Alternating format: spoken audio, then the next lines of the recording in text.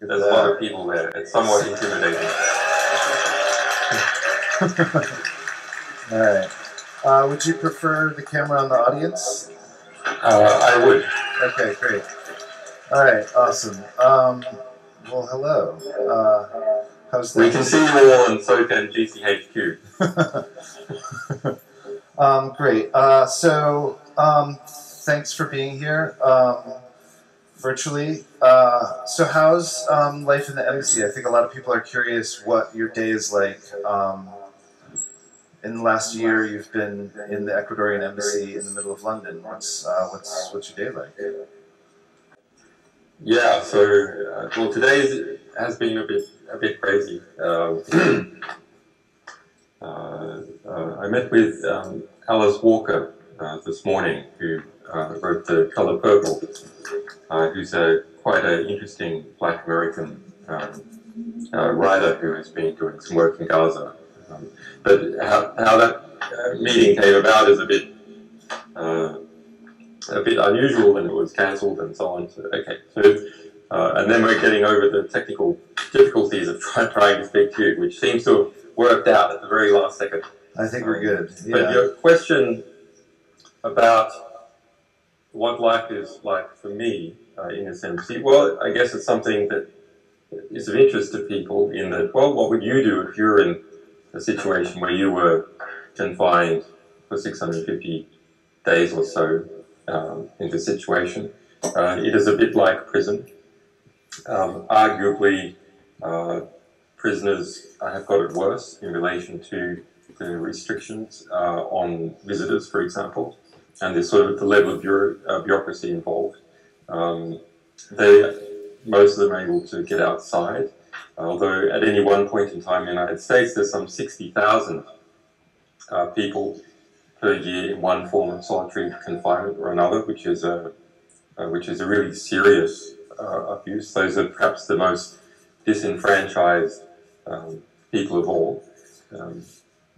Outside the embassy, there's around a dozen police at any point in time. Management, individual police. The UK government has admitted to spending $8 million so far just in the police surveillance of the embassy alone. And it's kind of an interesting signal as to the amount of money that the government is willing to spend to keep its prestige in a situation of international conflict. So it seems like just throughout the history of nations and things, like spying on your own people and spying on other people is inevitable. It's an inevitable part of governments and power structures. But in the internet age, and because of what you've been doing and other recent leaks, the public perception is quite different now. And it seems like you're ahead of the game a little bit in terms of like dealing with the public versus, say, the NSA in America, who hides their information a little bit and then it's leaked out.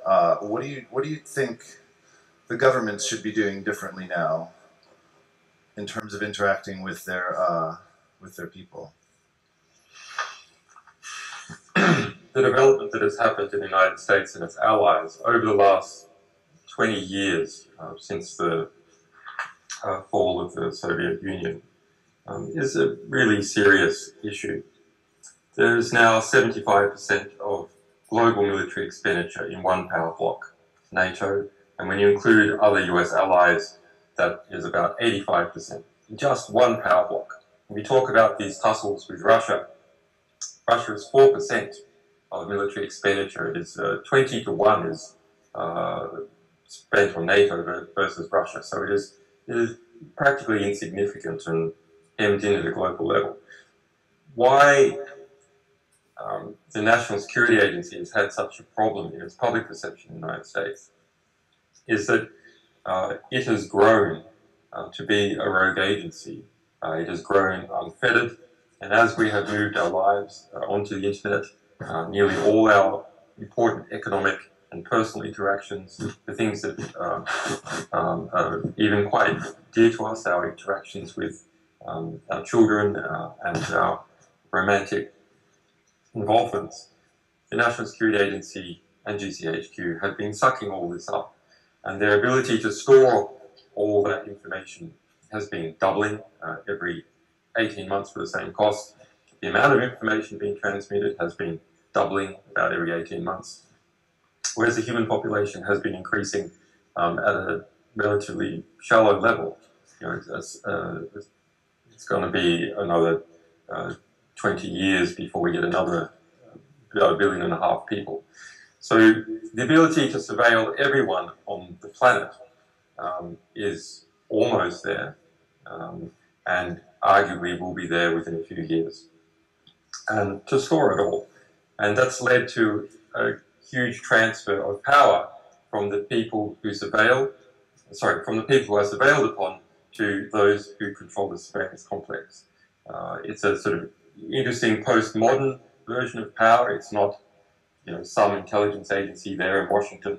80% of the National Security Agency's budget goes on private contractors. It is a fluid, postmodern amalgam of different agencies, private contractors, not just the United States, but many of these are transnational, like BAE or Northrop Grumman.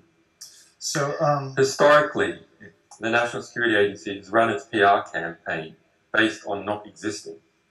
And when a lot of information came out, thanks to the Edward Snowden revelations, about the functions of the National Security Agency, and everyone was able to see the incredible nervous response by government, the aggressive response, spraying out expedition orders across the world, being involved in downing the President of Bolivia's jet by applying pressure to deny it entry into European airspace, and the rhetoric trotted out by the White House to criticize China or Russia or us.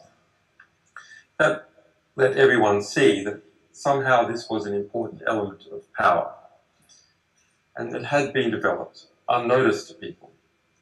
And once everyone stood up and took notice of what was going on, and started to question how had it come to this?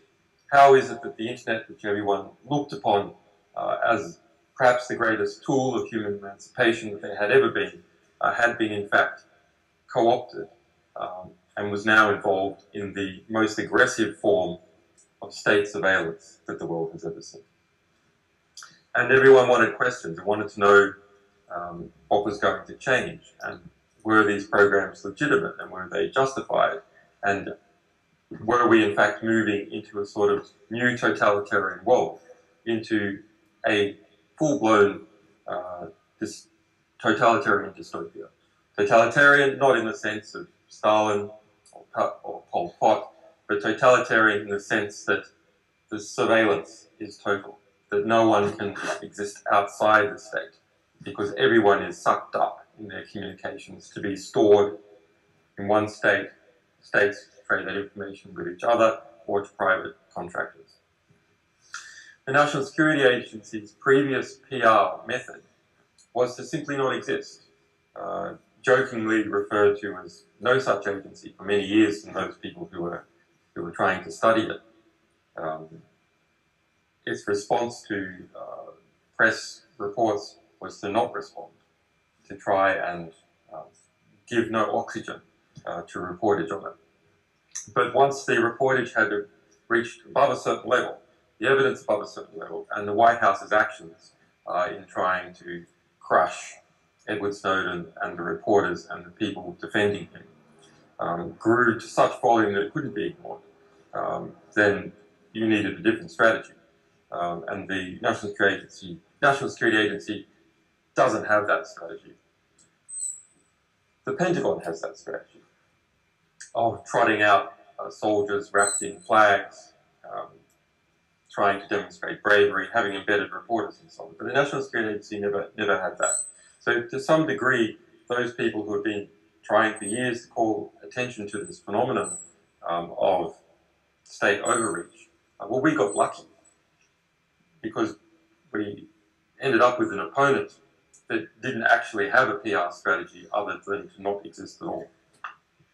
So, unlike Snowden or Manning, who found themselves in a situation within their job. Hello, Ben. Can you hear me? I can hear you. Can you hear me?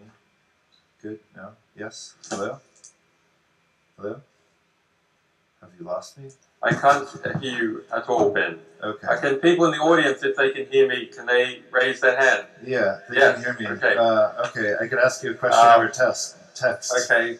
Well, I'm a bit notorious for doing this, but I'm going to just try, since I can't hear you, I'm just going to ramble on unless you can get through. No? Hello? Testing. 1, 2, 3. Okay, he can type questions. I can type questions.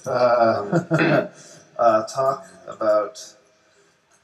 All right, so I wanted to speak about something that has become very obvious to me because of my circumstance and the circumstances of my friends and colleagues. The internet, about 4 years ago, was a politically apathetic space. I don't know if you can cast your mind back to thinking about it in 2009, early 2010. Yes, there were gradual developments of politicization. We can think of Anonymous, for example, in 2008, and their brief conflict with Scientology, but a very kind of amateur thing. But whenever you start to engage in conflict, or you in fact try and do anything seriously at a sufficient level, eventually you run in to the big state powers. You actually run into the deep state. And our run-in with Pentagon, State Department, as a result of our publications, let everyone see that phenomenon. And it's a phenomenon that took place on the internet. It was the first big time in the West where there was a genuine conflict in relation to power and in relation to what people could do in this internet realm. And everyone could see what was going on. In fact, take part of it and live through that period of history. As a result of living through that period of history, there was many people on the internet developed a sense that this space that they had enjoyed, a place where people communicated and come up with ideas and consensus, where all their friends were, their community interfaced with the regular big power community of what we might say the geriatric world of the old people who are in power, who control the men with guns and control all the money. That spread out in different places in different ways, not just because of our efforts, but others as well, into the Arab Spring, into Occupy movement and so on. And the internet became a political space. And I think that has been the most important transition in the last decade to see that occurring. And this communication we are having right now is part of the communications revolution leading to political involvement and a new community consensus forming that wasn't otherwise there. On the periphery, on the bleeding edge of that, has been WikiLeaks and its staff as an organization.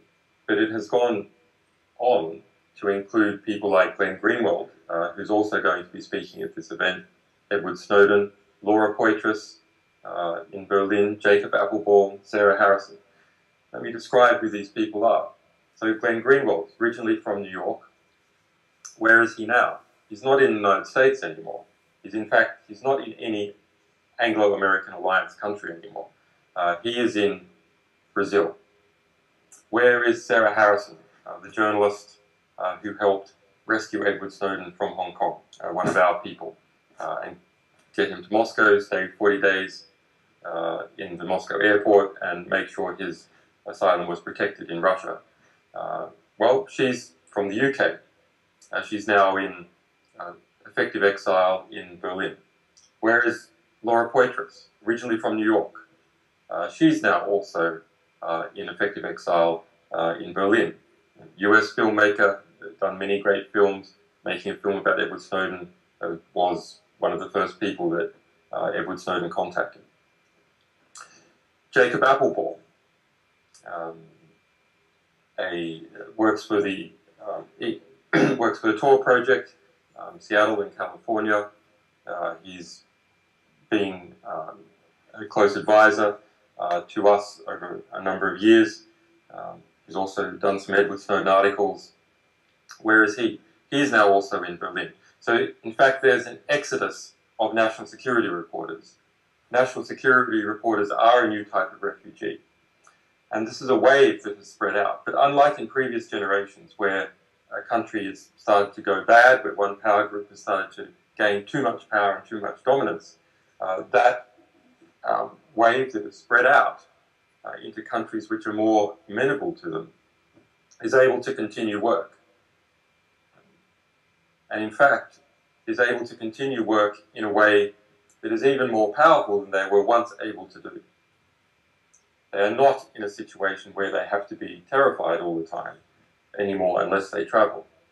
Whereas locally in the United States, of course, they could be arrested at any moment. So in fact, the fear that has driven them out has also had a counterproductive effect. It has created nucleuses of strong reportage and communications because the communications can come back in. So you look, Brazil is now one of the countries most concerned with this National Security Agency issue and the global surveillance that is occurring now. And it is trying to present a proposal in April to wrest control of ICANN, the organization that sort of controls all the internet domain names, from the United States and into the international community. Germany, where Jacob and Laura and Sarah are, well, it is the other very strong country. Why is it so strong? Well, because those people are there and are reporting from there. So I see this as quite a positive phenomenon, that where once people would have been completely crushed and not been able to work anymore, they are able to use these basic tenements of the Enlightenment, basic tenements of classical liberalism, freedom of movement, freedom of communications, and international human rights in relation to asylum, to continue working and in fact act as some kind of restraint to the growing militarism in the United States and the UK that previously wouldn't have had such an effective constraint. And with these people engaged in their work to build up a broader nucleus of which this incredible audience is clearly part of. Earlier on, there was sort of an intimation in the question, what's life like for me here, and how physically difficult it is, and so on. Okay, yes, it is difficult, but I am able to continue working, and to some degree, I exist in a situation which is every national security reporter's dream, which is to be in a land without police, in a land without subpoenas. In this embassy, the British police cannot come in, the Ecuadorian police cannot come in, no subpoenas can come in. It is, to a degree, a no man's land as far as coercion is concerned. Okay, do we have Ben yet? We have well, there was audio for bits and then it's gone, but I have a question, which is talk about how you started WikiLeaks, a premeditated organization to leak secrets versus Manning and Snowden acting alone. When did you realize that an organization needed to exist to do this? Okay, so the question is, kind of, when did I start WikiLeaks, a premeditated policy of opening up governments as opposed, in general, as opposed to an individual act that many brave whistleblowers have engaged in. Well, you know, I've kind of been involved in this business for almost 20 years. Back in the 1990s, we fought something called the Crypto Wars, which some of you might remember. And that was an attempt by the FBI, National Security Agency, and all the Bosnia-packed countries, basically the Western military countries, to try and outlaw cryptography, to prevent export of cryptography, to introduce special backdoor chips that the phone carriers would have to have if you wanted an encrypting phone to use. And what was that about? That was about maintaining surveillance hegemony, maintaining the government's ability to spy on everyone all the time because they thought that cryptography would threaten it. And whereas we saw that actually cryptography would liberate people in a very important way. Yes, perhaps it would assist some criminals, but there's other ways of going after them which were used before the electronic communication. But it would liberate activists and journalists and various people in different countries trying to act in a manner to hold the state to account or just to organize their lives. And eventually we won that battle. And we saw how we won it and the importance of revealing information in that battle. And then in Australia, I was involved in starting one of the first 3 internet service providers in Australia, and we became famous as the publisher of last resort. Where people were being censored around the world, they would come to us, and we would publish their material, from Scientology to, in fact, some leaked information. And the result of that, seeing how that acted in practice and through some human rights work and journalism work, it became clear to me that one of the best ways to achieve justice is to expose injustice. And you can be simplistic about it, which some people are. And it's not that when you expose something automatically there is justice, but rather you create a general deterrent for anyone believing that they can construct an unjust plan in a serious manner, which affects a lot of people and get away with it. That there's always a really decent chance that they're not going to get away with it. And then the people who are affected by it can take some kind of action, and there's no confidence in the power being deployed, no confidence in injustice. And you can see, you can go, well, okay, well, don't people then just not do things on paper? Won't they simply take everything offline and they're just active whispers? Yeah, they do sometimes do that. But the problem is you can't systematize injustice unless you can put it down on paper in such a way that all your mid-level managers and your grunts working at the coalface will have very precise instructions. Because if there's not, if everything's done through oral mechanisms, you end up with something like Chinese whispers. And when we published the main manuals for Guantanamo Bay, it really struck me that in fact here was proof that this theory was correct. There in those Guantanamo Bay procedure manuals, in black and white, is, well, hide things from the Red Cross, fabricate information for the Red Cross, to be carried out, of course, by Guantanamo Bay prison guards. And that's the only way you can force people to carry out those things, is by putting it down in paper. Okay, next question. It says, post-NSA revelations, do you think the World Wide Web is threatened? Is the firewall of China going to become the norm? Are we in danger of losing the worldwide part of the internet? Well, look, just this week, General Alexander, making comments at George Washington University, said that in the next few weeks, there would be a bill before Congress, a media leaks bill, to try and stop publication of material about the National Security Agency. And that needed to go through first, and then on the back of it, new quote, cyber-terrorism legislation, unquote, could come. So there is a really serious attempt to try and stop these revelations and others, and introduce a new international regime of censorship. We can see some aspects of that in something called the TPP, the Trans-Pacific Partnership Arrangement, a new international intellectual property and trade agreement which covers 40% of GDP, including the United States. So yeah, there's a question, what are the new standards going to be of our new society? Are they going to be the worst aspects of the United States, the worst aspects of China, or are they going to be the best? Because now that the internet has merged with human society, and human society is merged with the internet, the laws that apply to the internet apply to human society. This penetration of the internet by the National Security Agency and GCHQ is the penetration of our civilian society. It means that there has been a militarization of our civilian space, a military occupation of the internet, our civilian space. It's a very serious phenomenon. We and others are fighting back against it in a serious manner. There is a question whether the Barack Obama administration is at all serious, and who really wears the pants in the administration. Is it the intelligence agencies, or is it the civilian part of that administration? Why do I say that?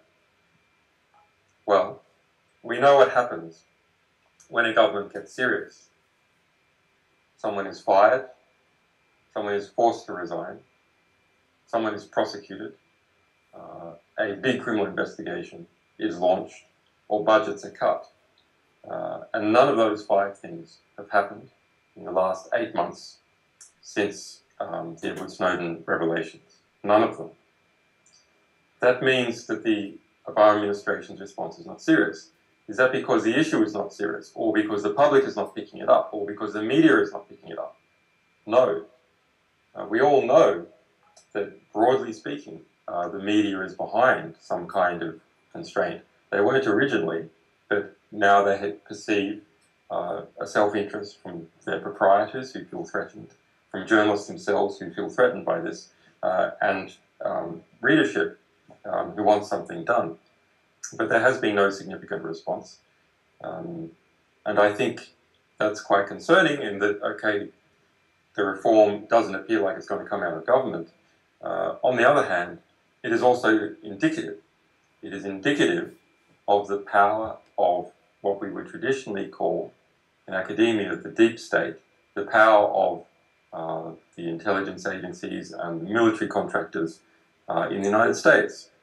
What would happen tomorrow if Barack Obama said, I am going to disband the NSA, or I'm going to disband the CIA? While on paper he has that power, we all know that that is impossible. It is simply impossible for that to occur, that he would be rolled. Well, how would he be rolled? Well, you know, people would come up with lots of dirt. They would attack him in some political manner. The National Security Agency, having intercepted all this information, has dirt on everyone. Congress perhaps would impeach him for some act or another. He would be found to have committed some criminal act. So it is not possible. There does not appear to be proper civilian oversight, proper civilian power in reining in these agencies, and that's not a surprise. They're secretive. They have budgets in the tens to $100 billion. They have a big patronage network. They are hard to control. So we have to do something about it. All of us have to do something about it. And you might think that you're small and insignificant, and how could you possibly do something about this situation? What I've just described is a movement towards a serious form of surveillance totalitarianism, and we know once we have that, if history is any guide, we get the other forms of totalitarianism as well. So how can the individuals do something about it? Well, you've got no choice. It's not the case anymore that you can kind of hide from the state, that you can keep your head down, that you can hope through sucking up or being innocuous, you can be spared. Arbitrary injustice is arbitrary. Even General Petraeus, the head of the CIA, was knocked off as a result of what's going on. A consummate insider, someone who should be able to have all the protection for themselves. They were not able to protect themselves. With all these records of communication being collected and stored in a permanent manner, with the indexing of that material becoming more and more sophisticated as time goes by, the mining of it, the putting together associations of individuals, their attitudes, psychological algorithms that try and predict people's behavior, the entire community structure of the United States, which is being stolen by looking at who communicates with whom and how often and when. You can get the connectivity between individuals, the degree of their friendships and relationships for the entire United States. We are now all involved in it. We are all part of what we would traditionally call the state, whether we like it or not. So we have no choice but to attempt to manage the behavior of the state that we have been forced to be part of. And that includes managing what laws and activities are acceptable. And we are in a position where we are finally able to do that in some ways. That there is a new body politic that has been developing over the last few years. Whenever you put people together and you create some space, if you throw them all together on some island, they start to discuss amongst themselves, what do we like, what do we don't like, what do we find acceptable, what do we find legitimate, what can we tolerate, what are our hopes and what are our dreams. Good. All right.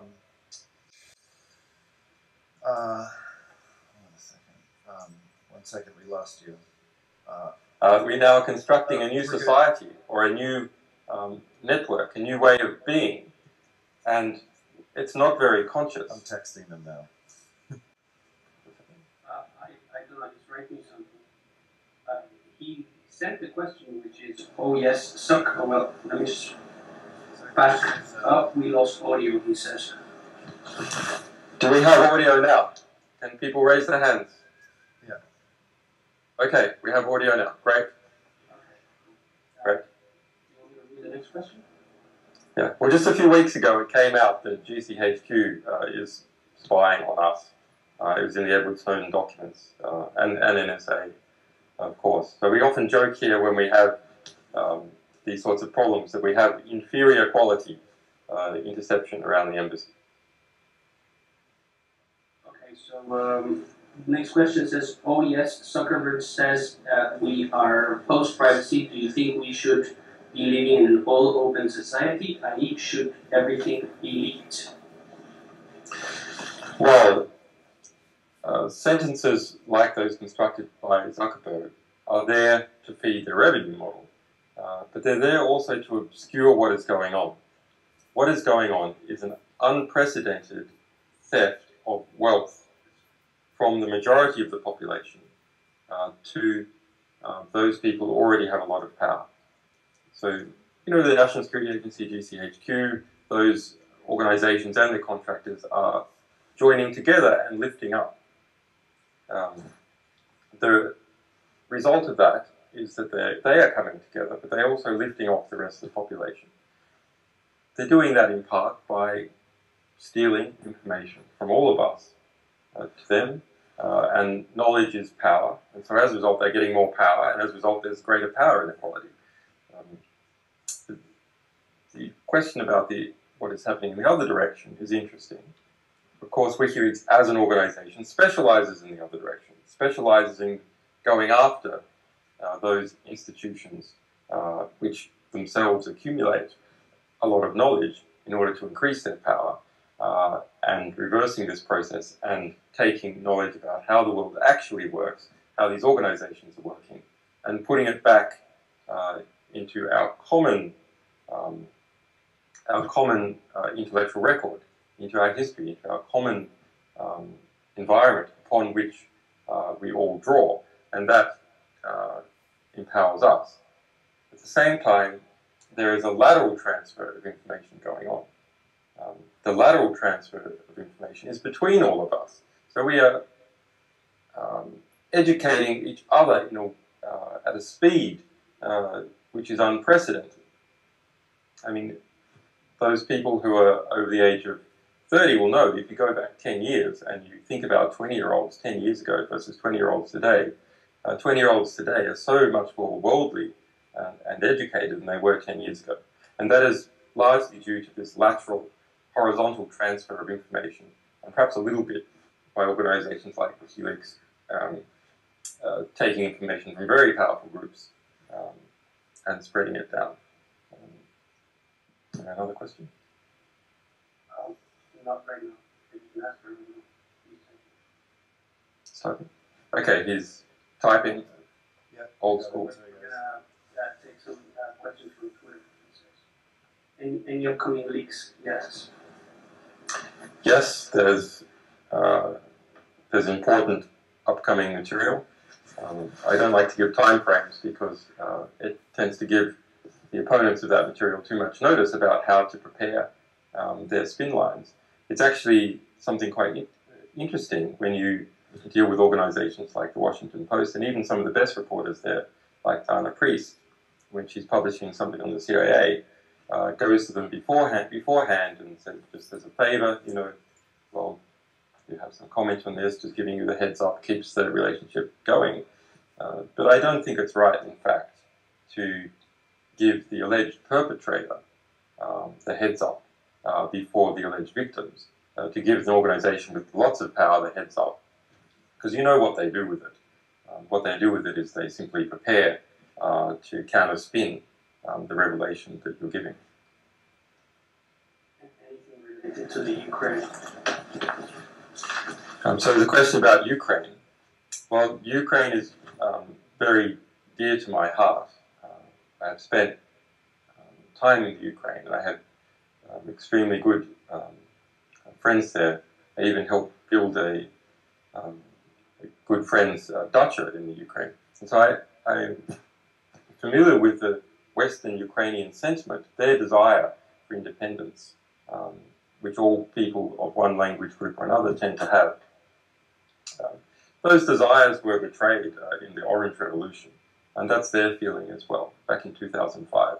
The quest for dominance of Ukraine, either by Russia or by NATO, has been going on for a long time now. And the Ukraine is a bridge between the parts of Western Europe and Russia. The understanding that they were betrayed in the Orange Revolution 2005 is something that it affected a lot of people in Western Ukraine. That the pro-democracy activists, they thought, ended up being the most corrupt people in the country. And so you ended up with someone like Ikanovich, who himself appears to have been corrupt, I don't know for sure, but certainly became very wealthy. But who in fact wasn't liked by Russia, wasn't liked by Putin. In fact, the previous Prime Minister, whose name I've temporarily forgotten, Yulia Tymoshenko, was much more liked by Moscow. The strategy of the Ukraine, the proper strategy, in my mind, has always been to try and milk concessions from its eastern and western neighbors, milk concessions from Europe and milk concessions from Russia. And it had been doing that in a reasonably successful way, in some kind of bidding war for associations with the EU versus Russia. At the same time, however, you have had the United States spending literally with its partners billions over the last 10 years in trying to pull the Ukraine into its sphere of orbit. We have to remember that NATO expenditure is 20 times that of Russian expenditure on military intelligence. And so the Polish intelligence services have been there destabilizing matters. The Swedish government has had a lot of intervention. The US government has had a lot of intervention. And the results that you see now, in some sense, is easily predictable. In that Sevastopol and the Crimea are of such geostrategic significance to Russia, namely giving them access to the Mediterranean, that it has been something that Russia has tried to keep control of for more than 120 years. And it is geopolitically utterly intolerable for Sevastopol to fall into the hands of another nation, to fall into the hands of NATO. That is something that the Russians would see as something like an existential threat. So they're willing to pour immense resources and risk into retaining control of the Crimea. All right, so I think the outcome might be all right. I think the outcome will probably be that Russia will retain control of Crimea, its bases in Crimea, even if Crimea may become autonomous, that Ukraine will be propped up a lot by the West, at least the Western Ukraine, and economic development might occur. You've got largely a very bad cabinet now in the Ukraine, with some really quite questionable figures in that cabinet. And I think once again Western Ukraine will feel that it has been betrayed by many members of that cabinet. And I don't think they can last that long, actually, some of those members, and there will be a reversion to a more cabinet that is more tolerable, I hope, to the majority of people in Ukraine. Is Greenwald's intercept a mark of success for WikiLeaks? Is the press getting braver or more brave? The Intercept, well, Glenn is a brave reporter. I think strategically, in relation to what Glenn is doing, I might have done things slightly differently, but we run an organization. Glenn is an individual reporter. And I find it hard to imagine that any reporter in the United States could have done better or been braver than Glenn Greenwald. What I find interesting about The Intercept and First Look is that you've got Pierre Omidyar, who's worth $8 billion, who made his money with eBay, who owns PayPal, someone who has all the money in the world at their disposal, who is free to do just about anything they like, they thought. Someone who has liberty as a result of money, who has lawyers to take care of legal problems, who has private investigators to take care of intelligence-related problems, who has donations to Congress to take care of political problems. But despite all that money, I believe that Pierre Omidyar has genuinely seen that there is not even liberty for people who have $8 billion anymore. That the threat of the surveillance complex is so severe that it is even a threat to cashed-up American industrialists that are not part of the security system. Of course, you don't see the chairman of the board at Northrop Grumman or General Dynamics or SAIC or any of the other US intelligence contractors starting something like that. You don't see them doing it because they're able to work inside the system. They're able to pull the levers of power in the new developing militarism to protect their own personal interests and those of their family. But cashed-up industrialists that are not part of the military intelligence system are not able to do that. And this translation between power and money, actually, often, the exchange rate is not that good.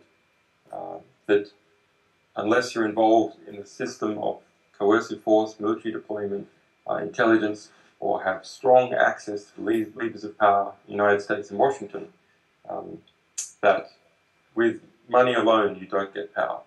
And so I think Omidyar is a symptom of a new elite in the United States that feels like it is genuinely threatened by what is going on with the National Security Agency, and that's important. So now we're going to read a Twitter question to the audience. So they ask you to pause while they do that, and then they will send it to us. I would just say, so you're going to read the question. These guys. Currently, I'm reading it. There's a question being read out to me from Twitter. So the question here is, Julian, if you could go back to the beginning of your cause, knowing what you know now. To the beginning of your case, knowing what you know now, would you do anything differently? What would you do differently? So the question is, essentially, what would I do differently? Well, it's just a few things.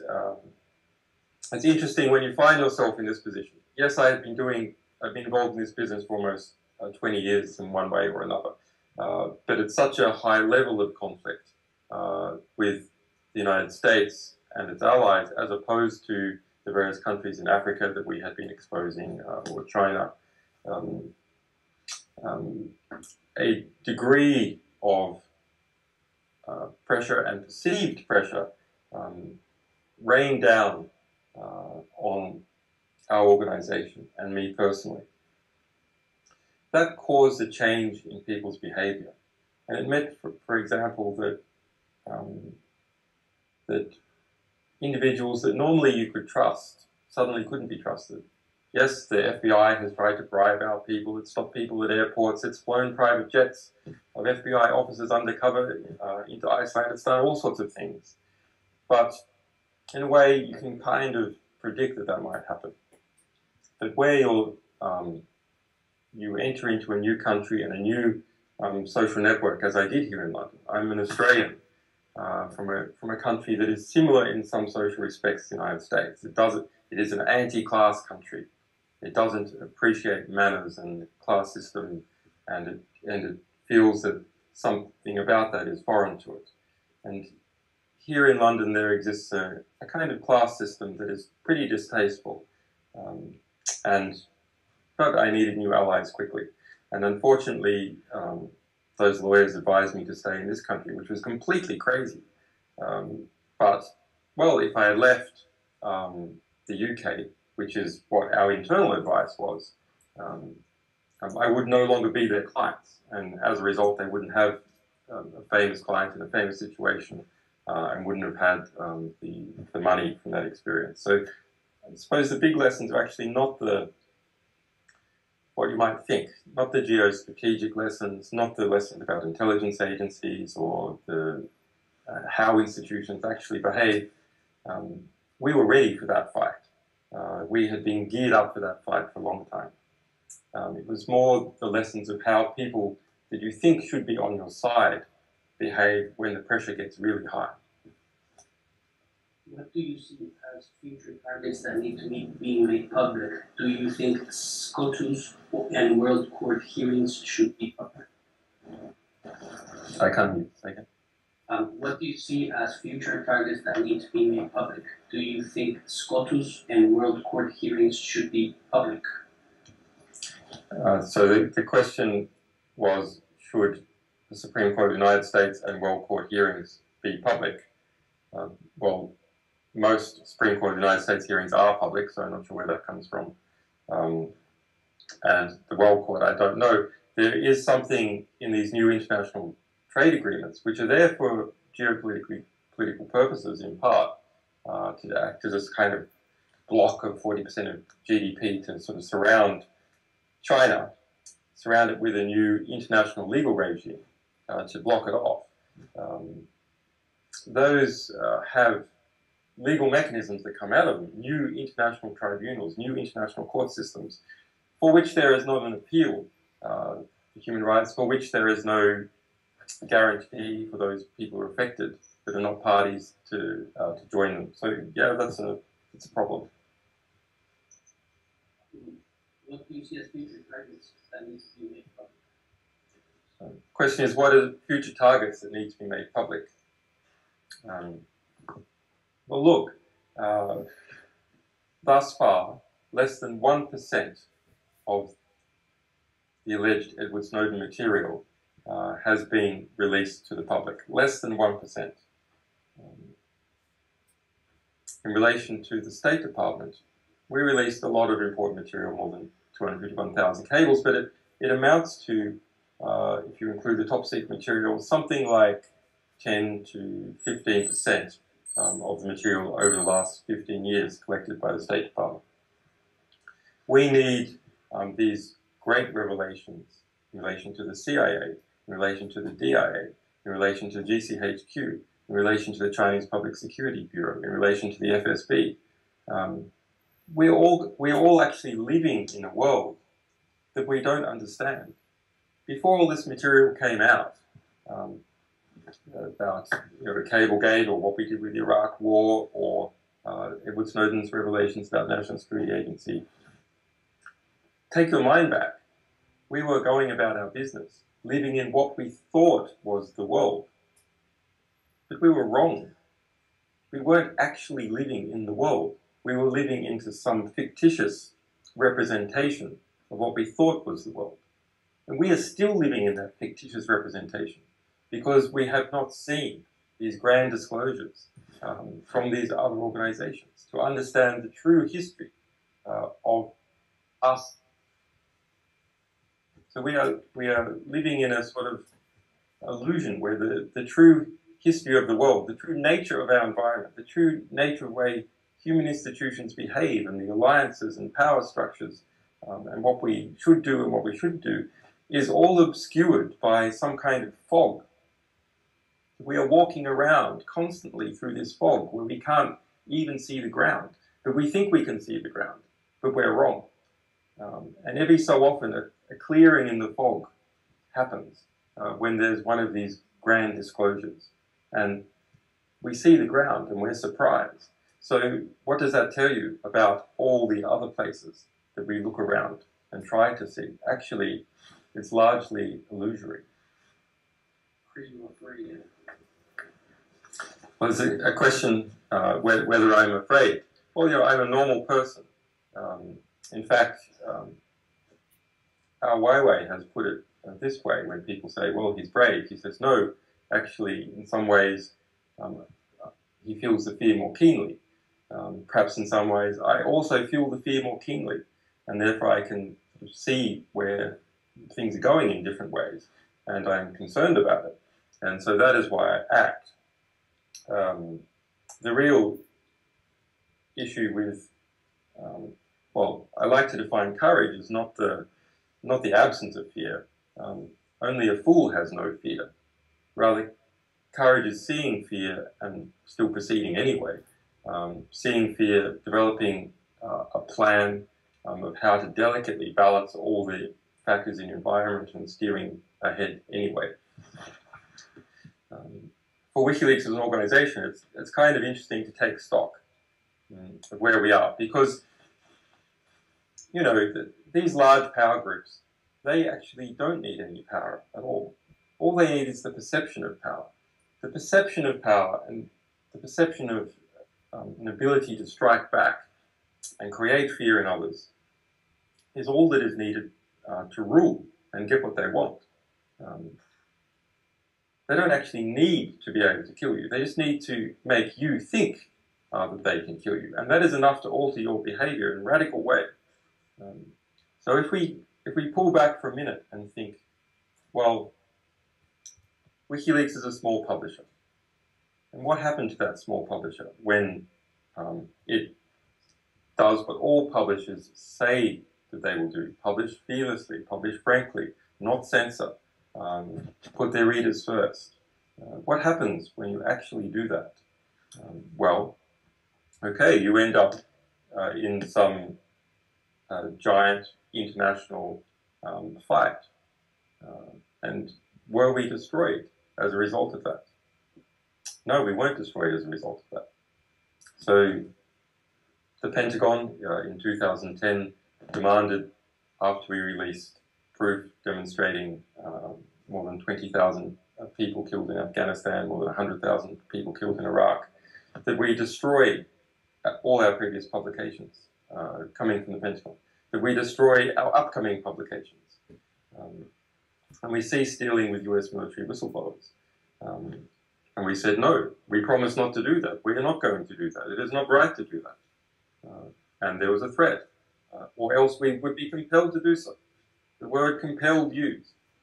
And we said no. The Pentagon said that in a 40-minute press conference to the entire world that we would be destroyed unless we performed a particular action. And we said no. And we haven't censored any of that material. And then we went on to do it with the State Department, the same thing.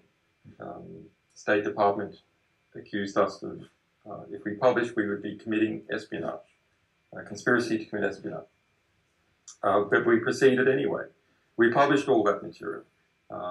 We didn't censor anything. We have not retrospectively censored anything.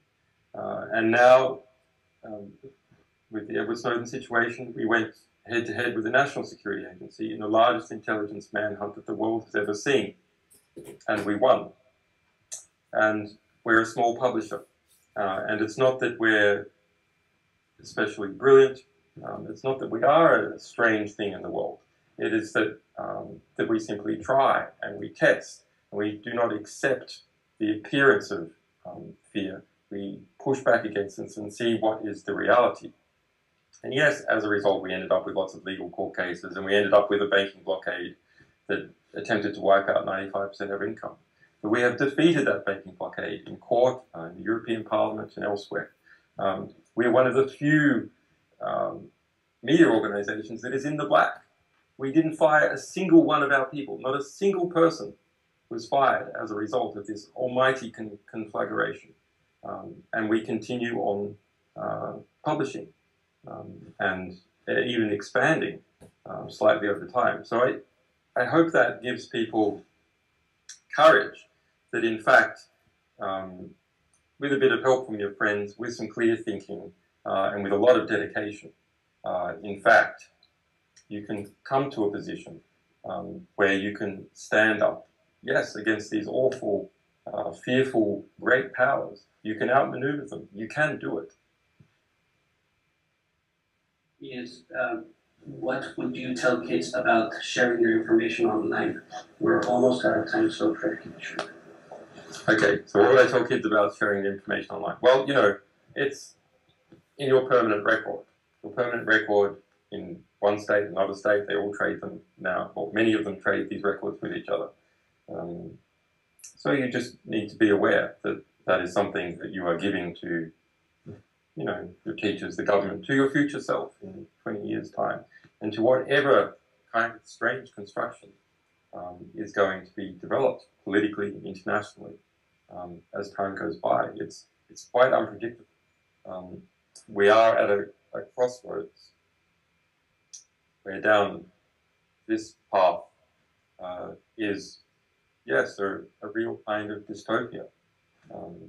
No idea where it's heading, but if you're able to suck all the information in about human civilization and work with it, and you're able to blackmail or defame any particular person and keep accurate real-time information about people, well, of course, it permits a more coercive atmosphere to develop. On the other hand,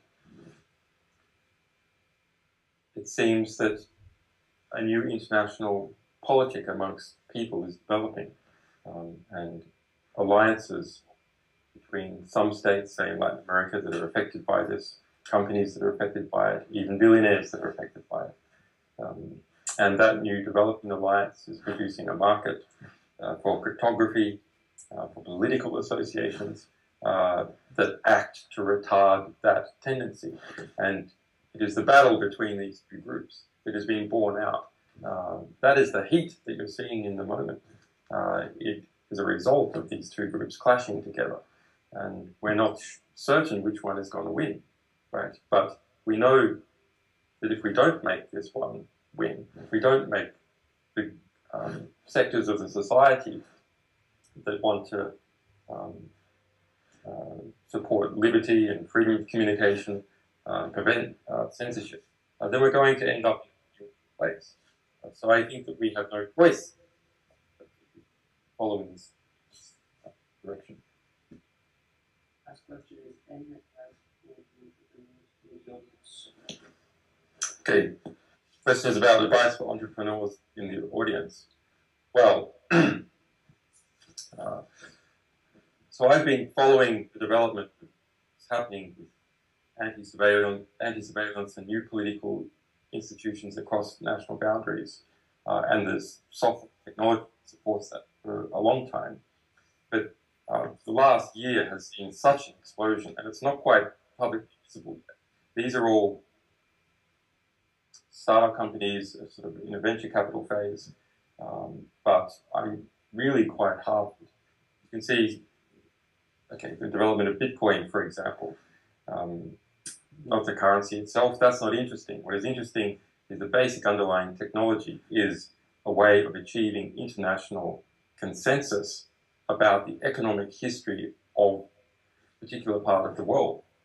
And onto that is coming other currencies now. There's now about 70 different Bitcoin-type currencies. So that's here to stay. And then a full financial stack. There's going to be hedge funds and banks and new forms of loans and the ways to enforce contracts without going to court, but mathematically enforce contracts. So that's a very interesting and fast-paced development. I understand that Eric Schmidt spoke yesterday. Okay, so there's now something like a million Google phones turned on for the first time per day, a million Android phones. And how does Google know that? Because it is collecting the information every time they're turned on. That's a big problem, that there is a single group that is able to capture that much information. You might think that's a surveillance nightmare. We not only have to put up with the NSA and its contractors and GCHQ intercepting all this stuff. There are big companies like Google who are in the business of intercepting, collecting as much information about people as possible. You are all the product that is sold to advertisers and perhaps others. However, think about it. 1 million people interacting with each other at speed. So you can intercept them all, but can you actually predict their behavior? This is an extremely complex dynamic system that is leaping from place to place, with views of people changing, political alliances changing really quickly. So in terms of entrepreneurship, what can be done to resist the militaristic tendencies, the authoritarian tendencies that are happening in the West? Well, developing systems that promote this fluidity of interaction between people is something that can be done. And of course, the cryptography market is booming. Thank you very much, Julian. Just wait, goodbye. Okay. Bye. Bye, everyone. Bye.